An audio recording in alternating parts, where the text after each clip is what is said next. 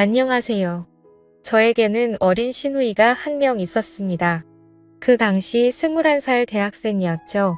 아가씨가 19살 때 처음 봤는데 어린 나이에도 싹싹하고 귀여워서 제가 또 남동생만 있다 보니 여동생같이 이뻐서 자주 챙겨주게 되더라고요.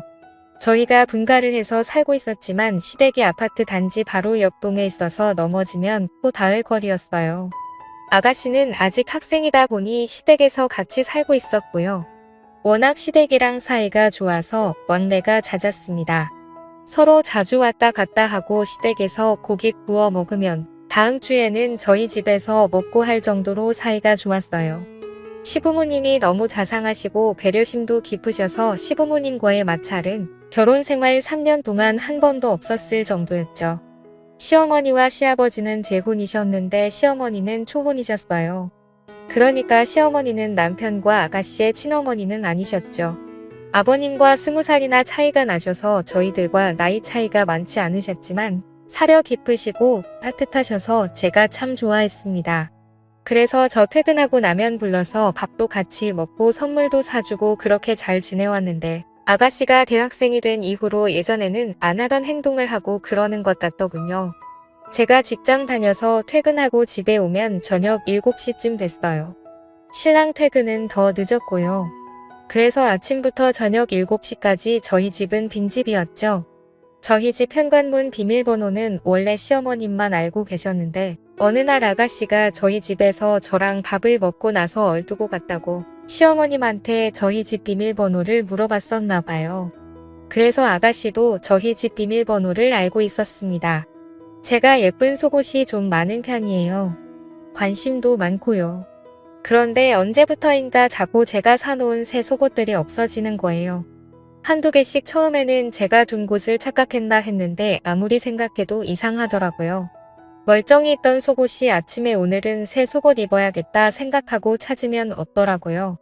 어느 날에는 제 것이 아닌 립스틱이 제 화장대 위에 있어서 이게 누구 거지 하고 신랑한테 물어봤더니 신랑이 말을 더듬으면서 혹시 내 동생 거 아냐? 하면서 자기가 동생한테 연락해보겠다고 하더군요. 제 앞에서 통화하면 되는데 굳이 베란다 가서 통화하는 게 웃기더라고요. 그러더니 물어봤더니 아가씨가 가져간 게 맞다고 했대요. 그래서 말했습니다. 그래. 그런데 왜 우리 집 안방 화장대에 그걸 두고 갔대? 아가씨 안방까지 들어와? 라고 하니 글쎄 그게 왜 거기 있지 하길래 좀 이상했습니다. 그날 아가씨가 저희 집에 올 이유가 없었고 저한테 연락도 없었으니까요. 그때부터 좀 의심이 가는 거예요. 아가씨랑 저랑 가슴 사이즈도 같고 비슷한 체형이라서요. 그래서 말인데 범인 아가씨인 것 같아. 그래 확실해. 어머님이 아가씨한테 우리 집 비밀번호를 알려줬다고 하셨었거든. 그게 마음에 걸려 저번에 올 일도 없는데 우리 집에 화장품을 두고 간 것도 그렇고. 제가 이렇게 말하니 남편이 에이 설마 누가 남의 속옷을 가져가. 이렇게 말하는데 제가 넣어둔 속옷이 없어진다는 게 아무리 생각해도 이해가 안 되는 거예요. 그래서 그 다음부터는 새로 산 속옷은 아무도 모르게 침대 매트리스 아래에 물건들을 넣을 수 있는 공간이 있는데 그곳에 넣어버렸습니다. 이제는 아무도 내 속옷 안 가져가겠지 생각을 했죠. 그런데 그 후로는 새 속옷이 아니라 제가 빨아놓은 속옷이 없어지는 거예요. 아침 출근하기 전에 빨래 널어놓고 가서 분명히 기억하는데 말이죠. 제가 여동생도 없고 없어질 이유는 아무리 생각해봐도 없는데 아가씨가 성인이 된 이후로 한두 개씩 없어지기 시작한 거 보면 아가씨인 것 같은데 심지는 있지만 확신이 없고 또 대놓고 물어보기도 이상한 것 같고 해서 어떻게 해야 할지를 모르겠더군요. 제 친한 친구에게 고민 상담을 하니 아가씨랑 같이 쇼핑 가서 아가씨 속옷 하나 골라서 선물해주라고 그런 얘기하면 서로 껄끄러워지니 그렇게 해서 눈치 한번 줘보라고 하더라고요. 그래서 아가씨에게 다른 이야기 없이 다음날 속옷을 여러 개 선물해줬습니다. 없어진 속옷들이랑 비슷한 디자인으로 10세트나 샀어요. 아가씨 제가 속옷 사러 갔는데 너무 이쁜 게 많아서 아가씨 생각나서 하나 샀어요. 하고 선물해주니 언니 생일도 아닌데 왜 속옷 선물이에요? 잘 입을게요 고마워요 하면서 해맑게 받더라고요. 이제는 내 속옷 욕심내거나 훔쳐갈 일 없겠지 싶었는데 그 후로도 속옷 도둑의 소해는 멈추지 않았고 결국 저는 남편에게 금요일 저녁 퇴근 후 시댁에 가자고 했어요. 남편은 뭐 그런 일로 시댁까지 가냐고 난감해 하더라고요. 그래서 이건 심각한 거다. 일종의 경고를 할 필요가 있다고 말을 했습니다. 시댁에 가니 마침 아가씨도 안 나가고 집에 있어서 내심 잘 됐다 생각이 들었습니다. 어머님께 이렇게 말했어요.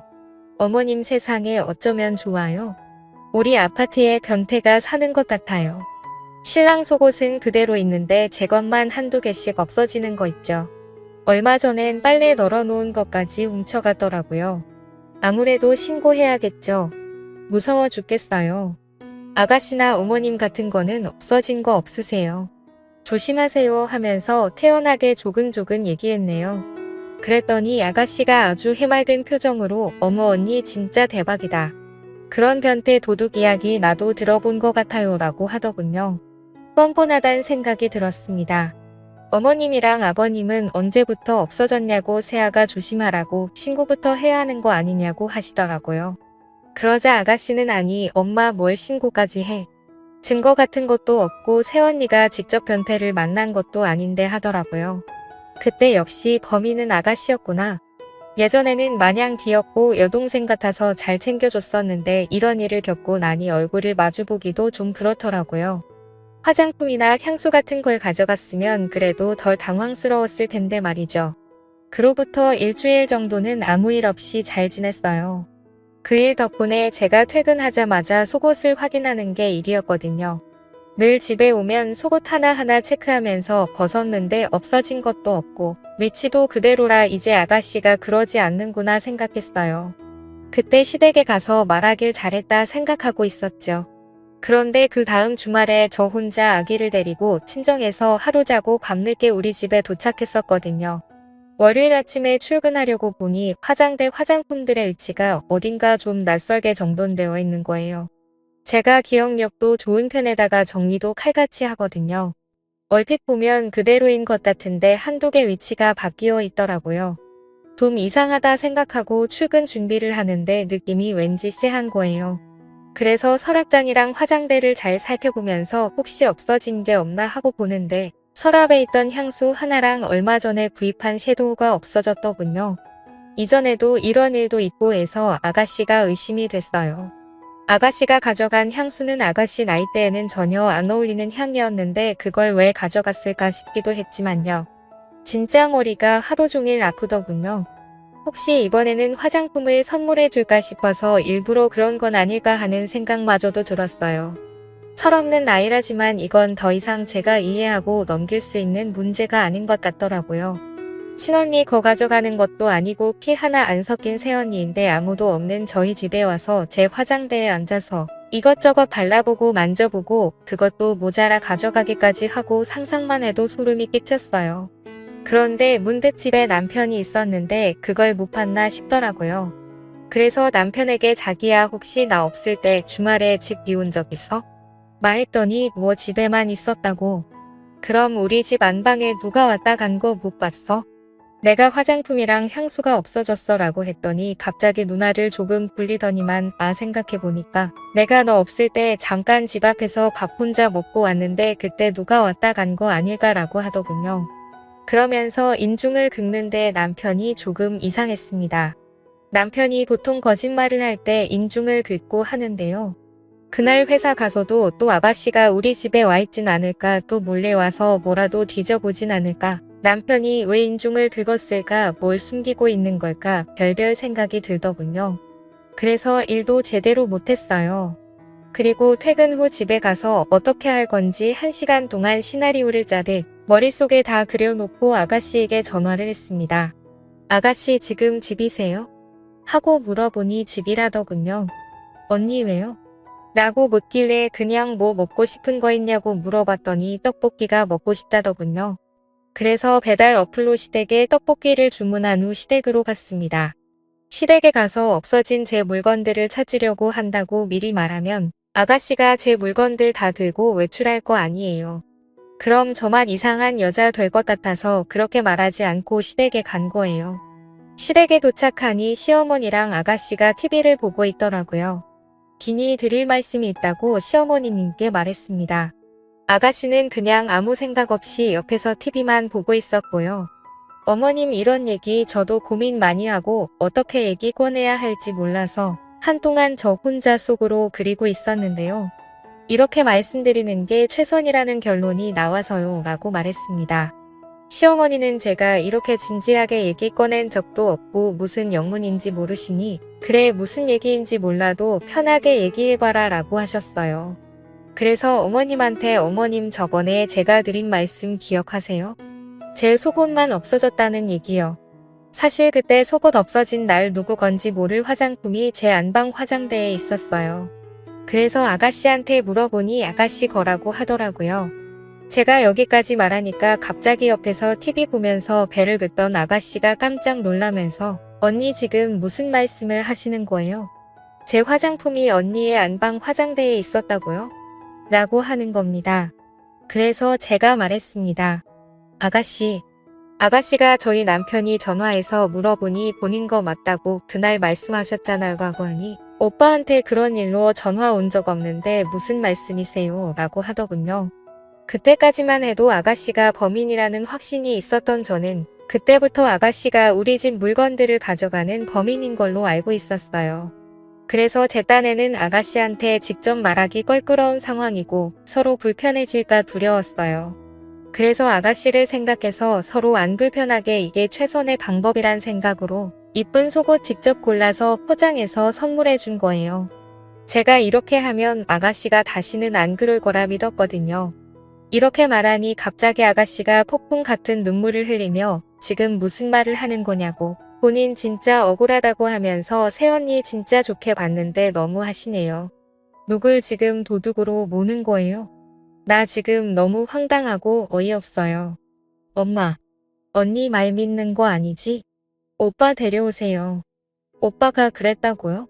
저 안 그랬어요. 저 진짜 억울해요. 라고 말하면서 난리를 피웠습니다. 이때 아가씨의 행동이 어이가 없더라고요. 얼마 전까지만 해도 이쁘고 마냥 착했던 시누이가 아니더군요. 그동안 내가 얼마나 바보같이 행동했으면 이렇게 나올까 싶고요. 아가씨가 그렇게 말하니 시어머니는 새언니 얘기하고 있는데 무슨 버릇이냐고 가만히 있으라고 말하셨어요. 아가씨, 저는 사실 제가 이렇게 얘기하면 아가씨가 언니 미안하다고 철없는 생각으로 욕심에서 손댄 것 같다고 정말 미안하다고 이렇게 얘기할 줄 알았는데 정말 실망이네요. 아가씨 그렇게 말하시면 저 너무 섭섭해요. 저 나름대로 아가씨 배려한다고 서로 기분 상하지 않게 하려고 얼마나 신경을 썼는데요. 그 말을 듣던 아가씨는 더 큰 소리로 립스틱 내가 립스틱 바르는 거 봤어? 나 립스틱 안 써. 사본 적도 없고 써본 적도 없어. 나는 이렇게 생긴 틴트만 바른단 말이야. 엄마도 알잖아 나 립스틱 안 바르는 거. 라고 말했고 그 말을 듣던 시어머님도 그래. 네가 립스틱을 바르는 거 나도 본 적이 없는데. 라고 남편에게 따져 물었어요. 남편은 끝까지 제가 나한테 분명 나 없을 때 와서 화장품 놓고 갔다고 말했었어. 라고 말했고요. 혼란스럽더라고요. 누구 말을 믿어야 할지. 저는 누구 말을 믿어야 할지 정말 모르겠네요. 한마디 던지고 집에서 나왔습니다. 그렇게 시댁에서 한바탕 하고 집에 오자마자 어찌나 혼란스럽던지 내가 아가씨를 정말 오해했던 건가 싶어 죄책감도 들고 신랑이 설마 거짓말을 했을까 싶어서 머리가 지끈지끈 아팠어요. 남편은 저한테 너무 미안하다고 본인 동생이지만 너무 뻔뻔하다고 그간 얼마나 힘들었냐면서 꼭 껴안아주는데 이 사람을 믿어도 될까 싶더군요. 순간 화장품이 없어졌던 그날 남편이 분명 집에만 있었다고 했다가 아다시 이야기를 하니 집을 비웠었다고 말을 바꾼 게 생각이 나서 찝찝했어요. 당장 번호를 바꾸려다가 뭔가 제대로 증거를 잡아야겠다 싶더라고요. 누가 범인인지 누가 거짓말을 하고 있는지 꼭 알아야겠다는 생각이 들었습니다. 그래서 남편 몰래 안방에 CCTV를 달았습니다. 검색해보니 쿠팡에서 5만 원도 안 되는 가격에 좋은 카메라를 팔더라고요. 당일 배송도 되고요. 다음날 총 2개를 구입해서 안방에 1개 그리고 거실에 1개를 설치한 후 보이지 않게 다른 물건들 사이에 숨겨놨어요. 혹시나 눈치챌까 싶어서 남편 동태를 살폈는데 전혀 모르는 눈치더라고요. 며칠 뒤 어머님이 오셔서 단둘이 얘기를 했는데 저한테 당신이 자식 교육 잘못시켰다며 미안하다 하시더라고요. 아들놈이 거짓말을 했는지 딸애가 거짓말을 했는지 모르겠지만 어쨌든 본인 자식 때문에 마음 고생시켜서 미안하다고 많이 화나고 속상했을 텐데 마음 좀 풀렸냐고 다독여 주시더군요. 그러면서 누가 잘못했던 이번 한 번만 본인 얼굴 봐서 용서해달라고 하시더군요. 다 이유가 있지 않겠냐면서요. 그때 본인 친자식들도 아닌데 이렇게까지 숙여서 말씀하시는 어머님이 참 대단하다 생각이 들더라고요. 저는 네. 라고 대답은 하면서도 어림없지라는 생각을 했어요. 어떻게 그냥 덮고 넘어가나요? 이리도 찝찝한데 카메라를 설치한 후 저는 거의 핸드폰 중독자처럼 핸드폰에 설치해 놓은 CCTV 어플만 바라보며 지냈습니다. 제가 생각해도 제 자신이 너무 웃겼어요. 심지어 남편과 밤에 안방에 둘이 누워 있는데도 남편 몰래 그 화면을 볼 정도로 중독이 되어 있더라고요. 요즘 CCTV는 기능이 정말 많은데 소리나 움직임을 감지해서 문자를 보내주기도 하고 사람은 아무것도 보지 못하는 어두운 방 안을 환하게 감지해서 보여주기도 해요. 또 소리도 생생하게 들리고 제가 마이크로 소리를 전달할 수도 있더군요. 이제 범인을 잡는 건 시간 문제다 싶었네요. 그런데 일주일이 지나도 2주가 지나도 주말에 제가 친정에 간다며 아이를 데리고 집을 비워도 아무 일도 일어나지 않았습니다. 남편은 제가 친정에 가 있는 동안 정말 집에서 혼자 배달음식 시켜 먹고 자고 TV 보고 뒹굴거리기만 했고 아가씨는 코빼기도 보이지 않았어요. 점점 지루해져서 저도 카메라에 집착하는 게 줄어들더라고요. 그리고 앞으로도 별일 없기를 속으로 얼마나 바랐는지 모릅니다. 그냥 별일 없이 하나의 에피소드로 좀 찝찝하긴 하지만 지나가길 희망했어요. 그러나 한 달 정도가 지난 후 결국 CCTV에 한 여자의 모습이 찍히면서부터 사건의 실마리가 잡히기 시작했습니다. 친정에서 아이를 데리고 놀고 있는데 갑자기 핸드폰 알림이 뜨더라고요. 움직임이랑 소리가 감지됐다고. 그래서 바로 거실 CCTV를 켰는데 여자 뒷모습만 보이고 얼굴이 보이지 않았지만 아가씨 같았어요. 그 여자가 안방으로 들어가길래 옳다구나 드디어 걸려들었네 하고 두근거리는 가슴으로 화면을 지켜봤습니다. 그런데 그 장면을 보고 너무나도 충격을 먹었습니다. 그 여자 얼굴이 보이는데 그 여자는 바로 우리 시어머니였습니다. 그 여자가 안방에 들어가 안방 침대에 누워있던 남편에게 다가가더군요. 남편이란 놈은 익숙하다는 듯 두 팔을 벌리며 그 여자를 안았고 차마 입에도 올리기 더러운 짓을 했습니다. 정말 꿈을 꾸는 줄 알았어요. 이게 말이 되는 상황입니까? 현실적으로 가당키나 하나요? 현실을 인정하기 힘들어서 제 뺨을 여러 번 꼬집어보고 때려봤습니다. 하지만 이건 현실이었어요. 둘의 대화는 가관이었어요. 자기야, 내가 물건 가져가지 말라고 했잖아. 그렇게 흔적을 남기면 언제가 들켜. 혜영이 얘 진짜 눈치 빠르단 말이야. 내가 얼마나 하루하루 살얼음 같은 줄 알아? 난 씻고 나서 새 속옷 아니면 안 입는 거 알잖아. 그럼 옷을 가져오면 되지. 올 때는 항상 깜빡하더라고. 혜영이 왜 그렇게 눈치가 빨라. 진짜 내 방 뒤질까봐 얼마나 아찔했는지 몰라. 다행히 민정이 의심해서 다행이었지. 그리고 그게 꼭 혜영이 거는 아니잖아. 네가 더 많이 버니까 네가 사준 거나 다름없는 거고 그러니까 걔 거는 다 내 거 아니야? 참자기는 논리적이라니까. 이딴 말을 주고 받는데 정말 어이가 없더군요.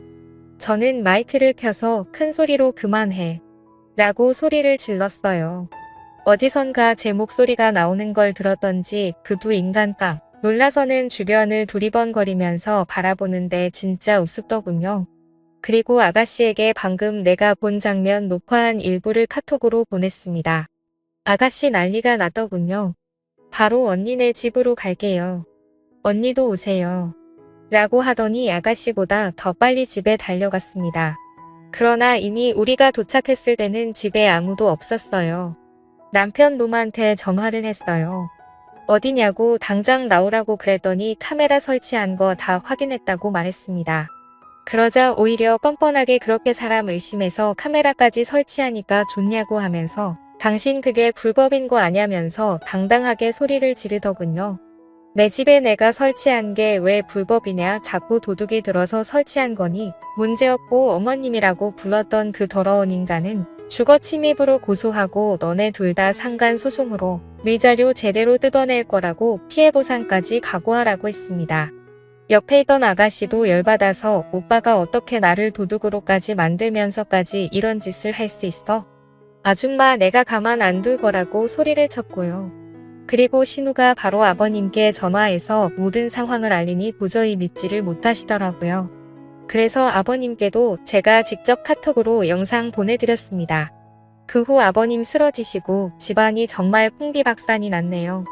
이제 소송을 시작해야 하고 뭔가를 해야 하는데 진짜 이게 현실로 받아들여지지 않아서 너무 힘이 듭니다. 앞으로 어떻게 해야 할지 모르겠네요. 조언 부탁드립니다. 감사합니다.